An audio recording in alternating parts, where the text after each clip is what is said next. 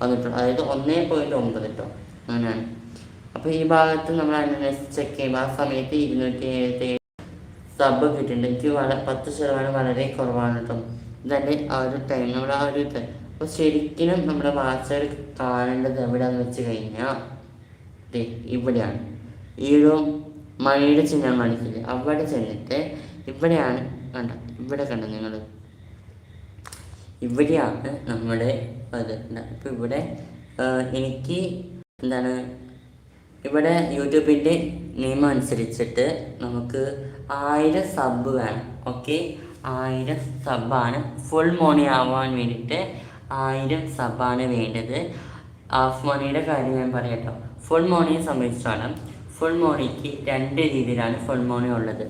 ഷോർട്സിലൂടെയും ലോങ്ങിലൂടെയുമാണ് full മോണി നമുക്ക് കിട്ടും.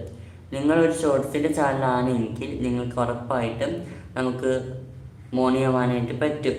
ഷോർട്സിൻ്റെ ഇതിൽ, അതായത് 100 ലക്ഷം കാഴ്ചക്കാരുണ്ടെങ്കിൽ നമുക്ക് എന്ത് ചെയ്യാൻ പറ്റും, മോണിയായിട്ട് ഫുൾ മോണി ആവാനായിട്ട് പറ്റും.